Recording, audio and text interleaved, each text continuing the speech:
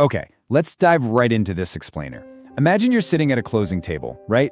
Just last month, this guy in Ohio sat down to sign a 30-year fixed mortgage. The rate, 6.6%. And he paused, looked at his loan officer, and asked a super simple question.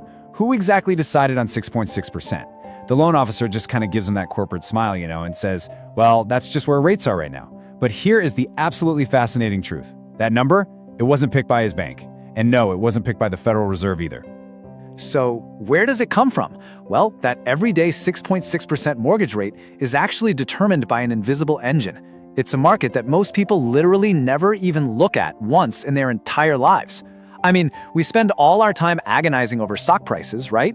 But that 6.6% is being dictated by something much, much bigger. It is the invisible machine that essentially prices your entire life.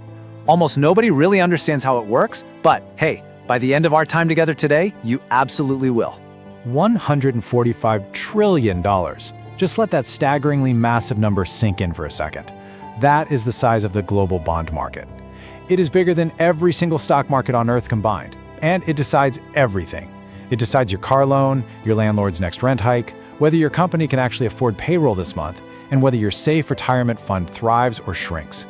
It is the absolute bedrock of the entire global economy. So let's strip away all the complicated Wall Street jargon here, okay? Honestly, it's so much simpler than they want you to think.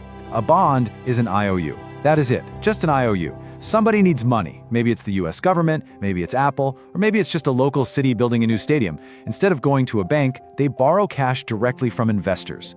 You hand over, say, $1,000. In return, they promise to pay you a fixed interest payment every single year. They call that the coupon. And then they promise to give your original $1,000 back on a specific expiration date, which is maturity. Super simple, right? Now, who is actually doing the borrowing completely determines what we call these things. When the US government runs a deficit and needs cash, it sells treasuries. These are considered incredibly rock-solid safe. But when a company with shaky, unstable finances wants to borrow money, they issue what are historically known as junk bonds. Now, Wall Street politely rebranded these as high-yield bonds because, let's be real, the word junk doesn't exactly look great in a glossy marketing brochure. But under the hood, they're just riskier IOUs. Okay, if you only remember one single thing from this entire explainer, let it be this golden rule.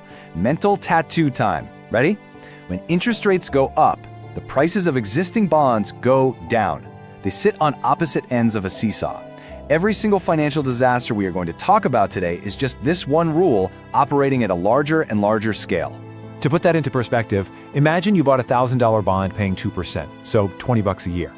A year later, rates rise and brand new bonds hit the market paying 5% or $50 a year. If you try to sell your old 2% bond, well, nobody's going to pay full price for it when they can get 5% right next door. Your old bond hasn't changed its promises at all, but it has essentially become the financial equivalent of a used iPhone 11. I mean, it works fine, but nobody wants it at full retail price. You have to drop your asking price if you want to sell it. And this brings us to the global check engine light. If aliens landed tomorrow and asked for the single number that controls Earth's economy, you wouldn't show them the stock market. You'd show them the 10-year US Treasury yield. Why? Because when a bank offers you a mortgage, they don't just invent the rate out of thin air. They look at the 10-year Treasury, let's say it's hovering around 4.5%, and they basically add roughly 2 percentage points to cover the risk of lending to a regular human instead of the US government. That formula sets your mortgage, your car loan, and corporate debt. The whole shebang stems from this one number. Let's look at the real-world impact of that.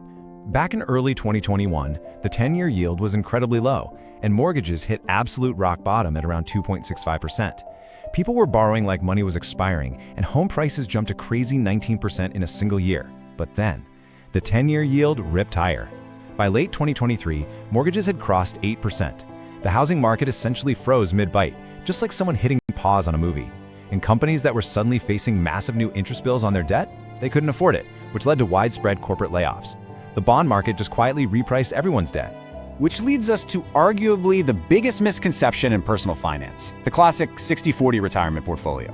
For decades, the experts told us to put 60% in stocks for growth and 40% in bonds to act as your safe seatbelt. But then, 2022 happened. The Federal Reserve aggressively hiked rates to fight inflation, and following our golden rule, rates up, prices down, those safe bonds got completely obliterated. The 60-40 portfolio actually lost about 17% in 2022 because, for the first time since the 1970s, bonds entirely failed to act as a cushion. The supposed seatbelt essentially strangled the portfolio. To really understand why Grandma's safe retirement fund suddenly started moving like a wildly volatile tech stock, you need to understand one word: duration. Think of duration as an honest risk label. It tells you exactly how much your bond fund's price is going to drop for every 1-point rise in interest rates. So, if your fund has a duration of 17 and rates rise by just 1 point, your fund loses about 17% of its value. Millions of retirees had no idea they were totally exposed to this kind of interest rate risk. All right, let's move on and see how this builds in the next section: 3 falling dominoes and the global impact of the Golden Rule. Domino number 1, Silicon Valley Bank. In March 2023, SVB took huge deposits from tech companies and parked over $91 billion into long-term bonds. Now, these were perfectly safe assets on paper, but then rates spiked. And because of that used iPhone problem we just talked about, the resale value of those existing bonds plummeted silently, and they lost more than $15 billion. SVB wasn't gambling on meme stocks or anything crazy. They just bought boring assets at the literal worst time. Depositors panicked, and the 16th largest bank in America was seized in just 48 hours. Domino number 2 isn't a bank, it's an entire country. In September 2022, the UK's Prime Minister Liz Truss announced massive unfunded tax cuts. The bond market looked at the math on that and essentially said, yeah, absolutely not. Investors violently dumped UK government bonds, causing yields to spike and nearly collapsing British pension funds in the process. The financial emergency was so severe that she resigned in just 45 days. A British tabloid actually live-streamed a head of lettuce to see if it would outlast her tenure, and no joke, the lettuce won. The bond market literally fired a world leader. Domino number 3 is just an incredible display of this market's extremes. Back in 2020, Austria sold a 100-year bond. That's right, maturing in the year 2120, paying a tiny little coupon of just 0.85%. Because rates were incredibly low everywhere at the time, investors ate it up. But when global rates normalized, this century bond lost roughly 75% of its value from its peak.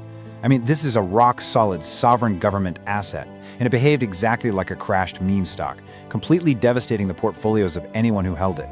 Which brings us to the single largest borrower on planet Earth, the United States government. With the national debt climbing, here is the one staggering statistic you really need to know. The US now spends over $1 trillion a year simply on interest payments.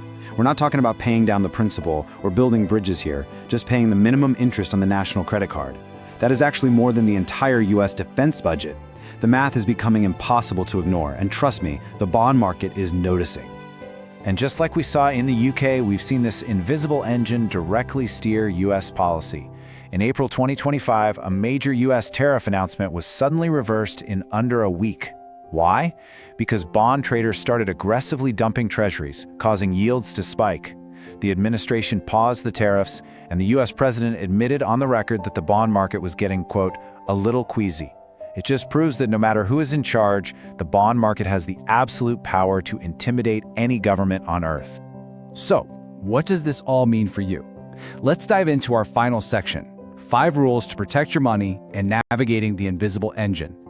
Step 1. Stop leaving your hard-earned cash in a savings account paying 0.5% when safe 3-month treasury bills are paying around 3.7%, often tax-free. Step 2. Know the difference between owning an individual bond where you hold it to maturity and get your money back guaranteed versus a bond fund, which is constantly repricing and can lose value every single day. Step 3. Look at the duration label on your fund so you actually know your real risk. Step 4. Use tools like Series I savings bonds or TIPS to fight off inflation. And finally, Step 5. Always keep an eye on the 10-year Treasury yield. It is your ultimate check engine light for the economy. I want to leave you with a final provocative thought here. The bond market is going to keep pricing your life, your home, and your job, whether you pay attention to it or not. The question is, are you going to keep letting your bank take advantage of your silence? Now that you know exactly how this invisible engine works, you have the power to read the price tag on your own financial life. Don't be the only person at the table who doesn't understand the rules of the game. Take a good look at your own setup and start making